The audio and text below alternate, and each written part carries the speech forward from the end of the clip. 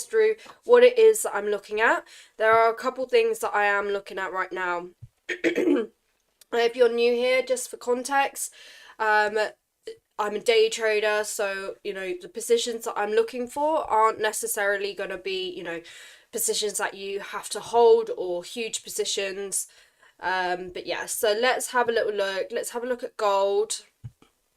So the way that I am going to be trading is basically using the highs and the lows of the Asia session.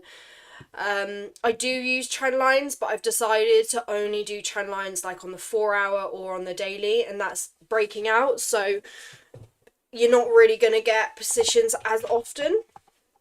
But my session that I like to mainly trade is London Open. So, as you wanted to ask if you're opening live on YouTube. Yes, so Cuba, if you want to see the live charts, just head over to YouTube. It's Doey Trades. Drop a subscribe and then you'll always be notified when I do go live. Okay, so gold for me at the moment, I'm not looking at anything. So this blue box here is basically showing you the highs and the lows of Asia. So until we get to those areas, I'm not going to be doing anything until we get there. Same as silver. There's nothing for me on silver at the moment. Oh, Barry, you shared the live. Thank you so much. Okay, so let's have a look. Okay, so GBP USD. This is I never used to trade currencies, but I am giving it a go, and I feel like GU and EU are kind of like, the easiest ones to trade. So let me just explain to you why I would be potentially looking for a buy. Right now is quite a lot of consolidation going on, but the reason why I would be potentially looking for a short-term buy position is because this hour candle closed and it reacted to the lows of Asia and it didn't break out. It literally pushed out, rejected and closed back into the range. So now I can drop down to the lower time frame and have a look and see what that structure is. So we're not going to look at any past data. We're just going to wait for new structure to show itself. So we've got to wait a little while yet. Oh, hey, thank you so much for the gift. I appreciate you being here because I know you I don't know if you worked last night, but doing night shifts, you're a soldier.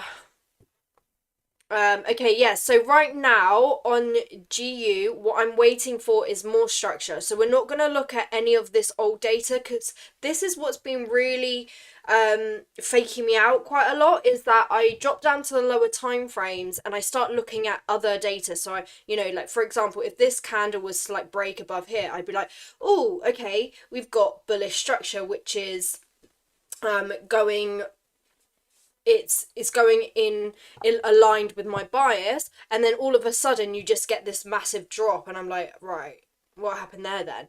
And it's because like this is old data. We're using the lower time frames purely for entry, so we need new data. So this was when we dropped down. This is the first candle. So right now it will just, after this 15-minute closes, it's just one candle. So there's nothing that we can do.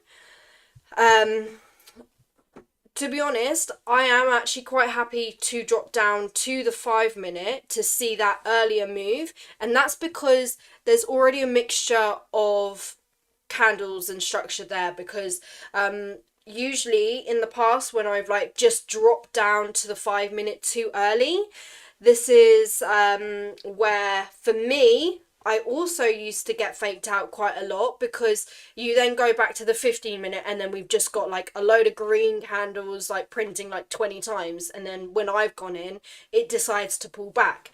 So I'm happy to actually drop down to the 5-minute and see if we can get some structure on the 5-minute bullish for us to enter.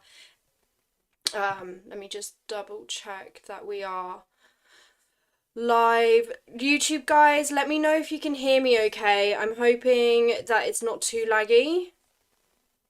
I don't know why it lags every time I do this because apparently I have really fast internet. um, Love at Asia, liquidity sweep, breaker structure on lower time frames. Yes, exactly. So I am just waiting for the 5 minute now to